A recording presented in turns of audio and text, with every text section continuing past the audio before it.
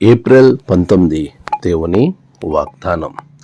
నా దేవుని సహాయము వలన ప్రాకారమును దాటుదును.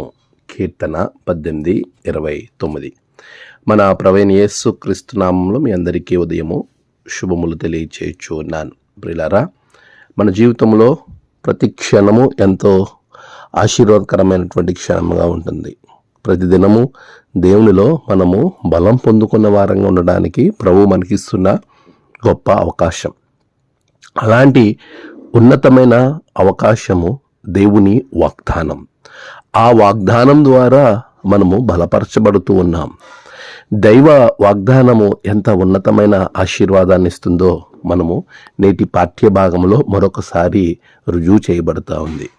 ఈ నేటి వాగ్దానాన్ని గమనించినప్పుడు, నీవు సహాయము చేసినప్పుడు సైన్యాన్ని జయిస్తాను, నీ సహాయం వల్ల ఎలాంటి ప్రాకారాన్నైనా నేను దాటగలనని భక్తుడు చాలా స్పష్టంగా తన విశ్వాసాన్ని ప్రకటిస్తూ ఉన్నాడు.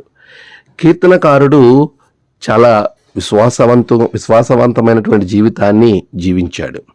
కేవలం దావీదు మాత్రమే కాదు, ఇంకా మనం అనేక మందిని అక్కడ చూస్తూ ఉన్నాం. అలాంటి విశ్వాసము మన జీవితంలో కలిగి ఉండాలి. ఆయన సహవాసము, ఆయనతో కలిసే జీవించే జీవన విధానము వలన మాత్రమే ఆయన సహాయము మనకు అందుతుంది. దైవ సహాయము అందాలి అనంటే దేవునితో సరి అయిన సహవాసము మనం కలిగి ఉండాలి.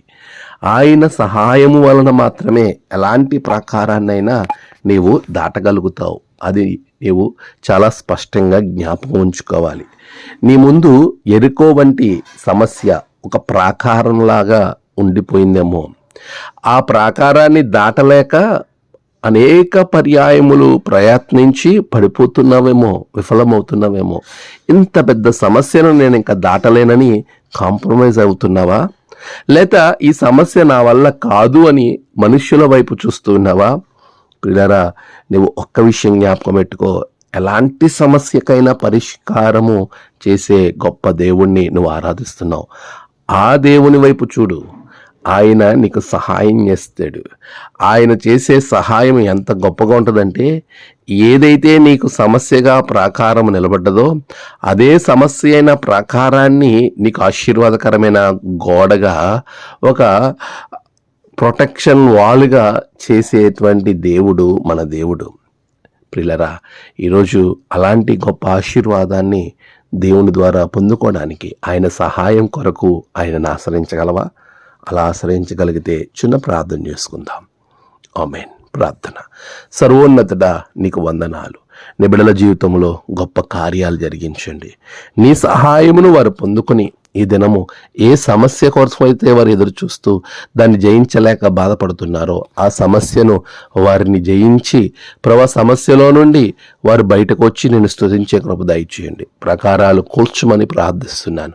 నీ సహాయము తండ్రి శీఘ్రముగా వారికి అందించండి. నాయనా, నీవే తోడుకొనండి. నేడు వారి ప్రయాణాలు, వారు తలపెట్టిన నూతన కార్యాలు, ప్రతి విషయంలో మీరు తోడుగుండండి. బిడ్డలకు సహాయం దయచేయండి. ప్రభువా, నేడు జన్మదినము, వివాహ దినము, ఆయా విశేష దినములు జరుపుకుంటున్న బిడ్డలను బహుగా దీవించండి. తమ ప్రియులను కోల్పోయి ఆదరణ కొరకు ఎదురు చూస్తున్న బిడ్డలకు ఆదరణ దయచేయండి.